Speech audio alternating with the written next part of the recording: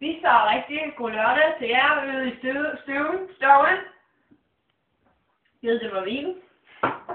Nå, i dag der skal vi lave, jeg var ved at sige havregrynskugler, men det skal vi jo ikke. Vi skal lave kakao. Og vi starter ligesom med at tage, I kan tage en halv liter rodenier. Men det er kun til 2 personer, så der skal man ligesom lige tælle, hvor mange der er i til kakao. Julekakaoen kan vi også kalde det, ikke? Jamen, jeg tager en liter mælk her op i gryden. Det kan godt tage lidt tid. Og hælde den store liter op i gryden.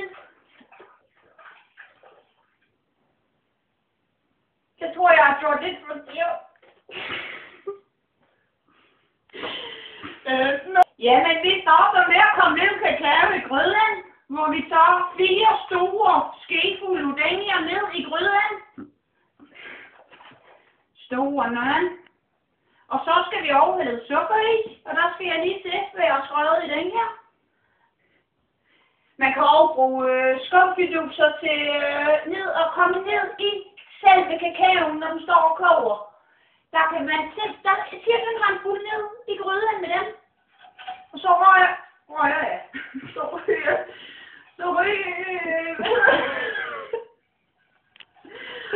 Så rører jeg rundt i her. Til, vi skal lige have en skefuld mere af den her ned i gryden, inden vi starter. For helvede. Sætter vi her.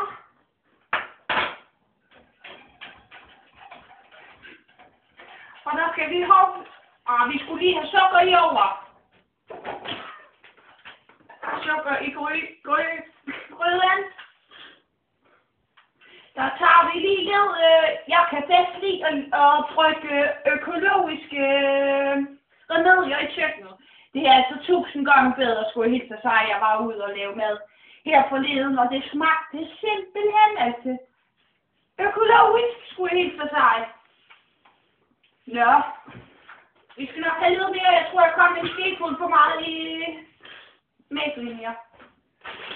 Men altså selv ved julekakaoen, der kan man frygte, der skal røres rigtig godt, og der skal røres under opkog. Det skal simpelthen bare koge, så det rigtig kan trænge ind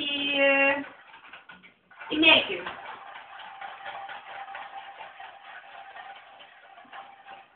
Jeg kan ikke rigtig huske, hvor meget sukker jeg kom i gryden, men man kan ikke give for let i gryden. Ned i kakaoen med sukkeret, den kan kun blive for sød.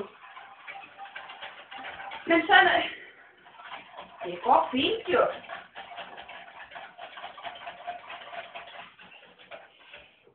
Den skal så bare stå lidt, og så imens kan jeg lige fortælle her, hvad jeg har brugt i kakaoen. Sukker fra Netto. Økologisk, som jeg sagde før. Sådan. Så tror jeg, den er ved at rette. I kan lige prøve at se her engang, hvordan en rigtig kakao skal se ud. Sådan er den. Skal vi bare have nogle kopper? Den er slet ikke varm, den her.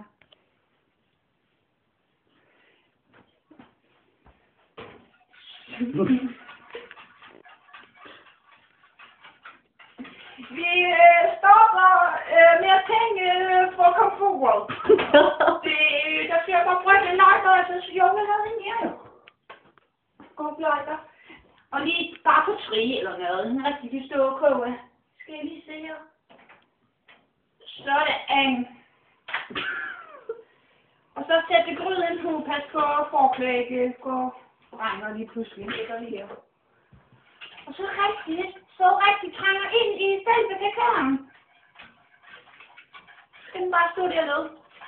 Men jeg vil vende tilbage med 3 friske varme kakao. Hej så længe.